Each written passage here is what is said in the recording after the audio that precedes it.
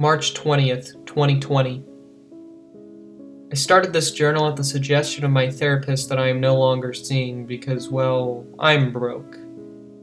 She suggested I write down whatever I feel like writing as a way to cope with stress and anxiety, something I never actually ended up doing. As a result of the coronavirus outbreak recently, my school went temporarily virtual as of the announcement 5 days ago. It was initially going to be a test run for 2 days to see if teachers were prepared, but they seem to have changed their minds. They said it will be about 2 weeks unless something changed. Sadly, my teachers weren't very prepared for this, and everyone seemed to be struggling a bit with the technology. First, I was glad I wouldn't have to wake up super early in the morning 5 days a week, but I realized I'm probably going to be missing my best friend soon. January 3rd, 2021. I had completely forgotten about this document until I stumbled upon it, looking for a note I wrote on Google Docs around the same time I made this journal. I guess I didn't follow through on my promise, huh? My school stayed online only for the rest of the school year, becoming optional by the time my junior year started. I picked in person because I couldn't get motivated to do my work at home, and the lack of interaction with anyone but my parents on the occasion I actually left my room was driving me nuts. I became increasingly depressed as time went on and generally stopped taking care of myself and my responsibilities. The COVID restrictions at my school ended up being pretty tough, keeping the student-to-student transmission rate at a grand total of 0. About half the school was missing as they chose to do virtual learning for at least the first semester, most choosing to do the second semester online also. My depression didn't go away when I returned to school, however. If anything, it got worse. Winter break started, ending about a week and a half from now, and I began to immediately feel more isolated and alone than ever. I've become a little suicidal again, requiring my friend to talk me out of it once.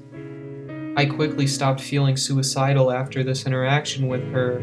However, I feared that my suicidal thoughts would soon return. This didn't end up coming true, but the future remained unclear. My grades began to slip and I failed 3 classes my first semester. If I don't kill myself, my parents probably will. January 15th. January 15th, 2021. I didn't get very much sleep all winter break, and school starting again didn't seem to change that, making it worse if anything. My best friend got her phone taken away by her parents, leaving me with no one to talk to but my own mind. Every night I stared at the ceiling, seeing swirling colors in the pitch-black darkness that made reality seem like a dream. So many thoughts filled my head every night as I lied awake into the morning, my scrambled feelings only coming across as vomit every time I tried to explain to somebody how I was feeling.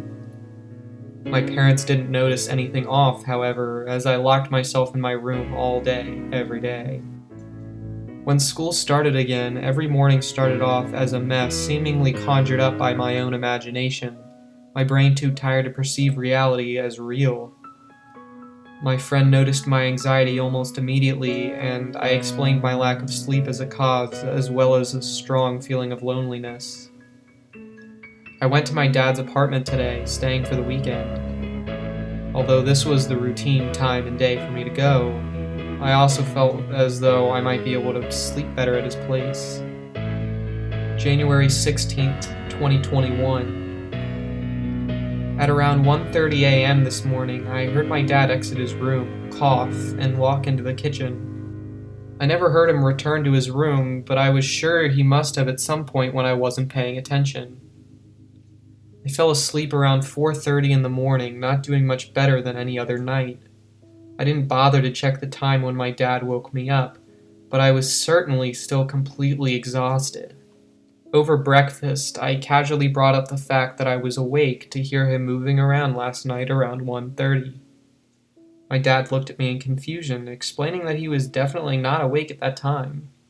He used a machine that helps with his sleep apnea that he would have to disconnect from and then reconnect to, something he claimed he could not have done in his sleep, and he likely would have remembered doing it while he was awake.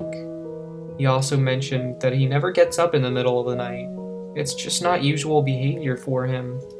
I laughed and shrugged it off at the time, but as I began to write this around 3 a.m., January 17th, I could have sworn I heard the exact same thing again. My headphones weren't working, so I simply placed the phone next to my ear on the pillow and played my music at a low volume. I listened to a playlist of about 6 songs on repeat every night, signaling to me that this was not some weird part of a song I had now heard twice. I instantly turned the music off and waited until I couldn't hear anything anymore. I've been writing this entry to cope with what I heard. It may not have been a big deal, but it certainly freaked me out.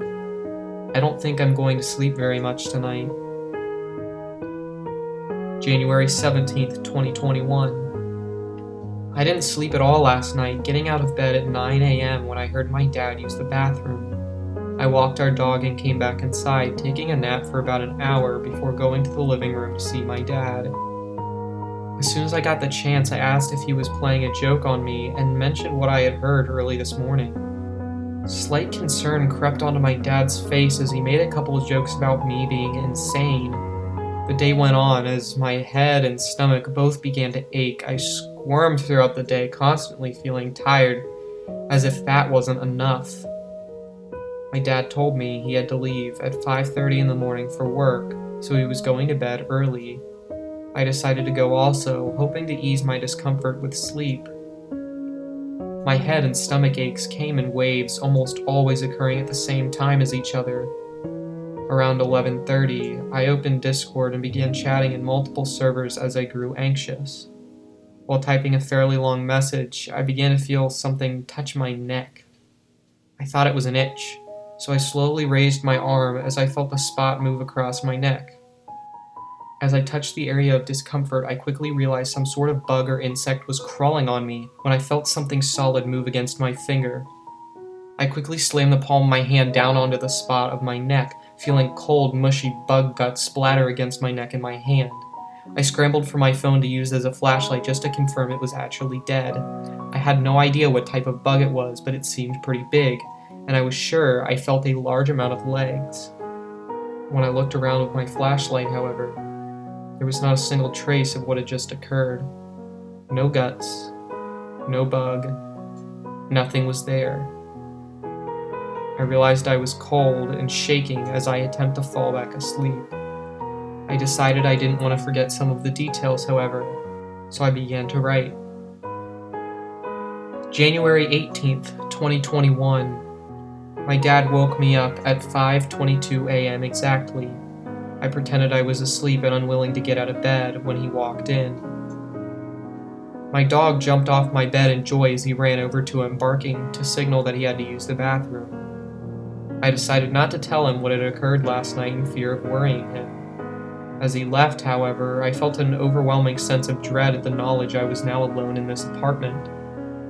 The morning crept on as I ate a muffin for breakfast and pet my dog. Despite being Monday, I didn't have to go to school as a result of MLK Day. I decided to delay my homework until I was fully awake, thinking of things I could do to wake myself up. An idea popped into my head as I turned off the TV, the screen already blank due to inactivity. I threw on my coat over a sweatshirt, noting that it was freezing cold outside when I first woke up. I put my dog's leash on, put my phone in my pocket, and headed to the door with him following me in excitement. I figured a great way to wake up would be to take a walk in the cold and snow. On my way out, however, I noticed something chilling.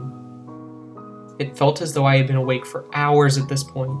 My guess at the time was probably 10 o'clock, if not later. As I looked around the apartment and finally took everything in, however, it became clear that it was still completely dark outside. I checked my phone. 5:57 a.m. I groaned as I decided to push on anyways, having nothing better to do with my time other than homework, which I really didn't feel like doing. My dog whined and cried at the door, displaying impatience and annoyance with my delay. I cussed under my breath as I left the apartment building, putting my headphones in my ears. The black surroundings were cut by the occasional streetlight the apartment complex had placed all around. As I began to walk toward my usual path, nearing the lights, They seemed to strangely darken. My vision blurred as I heard my dog, planting his rear firmly behind my left leg, growling slightly. I was too tired to process the eeriness of the situation as I groaned and picked up my dog, carrying him back inside before leaving without him. I wasn't supposed to leave the apartment unattended with the dog, but I did so anyway. I didn't think I would be gone for long. As I walked down the path I had gone down nearly every day during the summer, one singular car whizzed past me, almost feeling unreal as it sped much faster than the speed limit up the hill toward the apartments. I pulled out my phone as I headed toward the cemetery, my favorite place to walk through, and began texting in various Discord servers. I snapped a few surreal images of my surroundings before finally making my way to the metal fencing that marked the cemetery. The cold seemed to slash at my face as the wind intensified and my steps slowed, feeling the thin layer of snow crunch beneath my feet. I fully made my way onto the path through the cemetery before finally processing what I was doing. I was walking through the cemetery alone in the dark and freezing cold while already on edge. This was like the setting out of a cheesy horror movie, I thought to myself, smirking slightly. I was simply covering up my fears as I quietly stepped through the field of graves. I could hear faint coughing in the distance as I pointed my phone flashlight ahead of me, barely illuminating a foot around me. I stepped forward slowly, a man appearing in my view. He turned to look at me, shielding his eyes from my light before turning back toward the gravestone he was looking at. I pointed my flashlight away from him, stepped forward a little bit more, and apologized. The man said in a deep tone, "Don't worry," before immediately returning to ignoring my presence. The man seemed entirely ordinary. However, I didn't get his face, and his casual demeanor at meeting someone in a graveyard in the dark seemed a little strange to me, although I realized he could have worked there, but I wasn't sure. One thing I had definitely noticed was that the man was holding an object, something I didn't get a good look at but assumed to be a flower. As I thought it through my mind, however, I really didn't see its size or shape at all, only seeing that there was an object out of the corner of my eye. As I pressed on, my hands and face becoming entirely numb due to the cold, I heard a small whimper, and then a bang. The crack of the gun nearly pierced my eardrums as I whipped around in a panic at the loud sound, not immediately recognizing what it had come from. I could barely see the silhouette of the man, his mangled head falling to the ground in bits as he staggered backward. In what felt like a nanosecond, his body folded onto itself, collapsing into the floor with an audible smack against the tombstone behind him.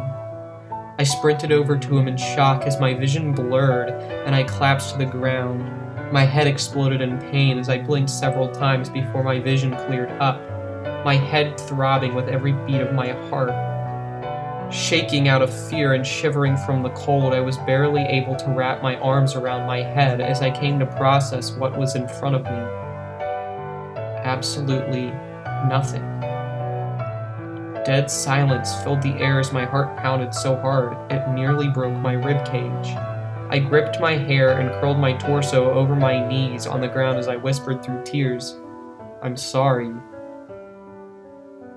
After what felt like hours, I finally collected myself and began sprinting out of the cemetery, back up the hill and into the apartment. As I threw the door open, I saw my dad laying on the couch, a shocking sight to say the least, but nothing compared to what I had just witnessed, or thought I witnessed. He looked at me in horror as I screamed, "You're home! You're finally fucking home! Thank God!" It was only 6:30 in the morning, but I didn't care to think through why he would be home. I ran over to hug him, feeling the shock emit from him as I cried into his arms. I could hear my dog whimpering at his feet as I turned to look at him. "It's okay," I said, petting my dog. "Everything's okay." That's when I first smelled it. The horrible smell of rotting flesh. I immediately gagged, vomiting into my mouth as I looked upwards.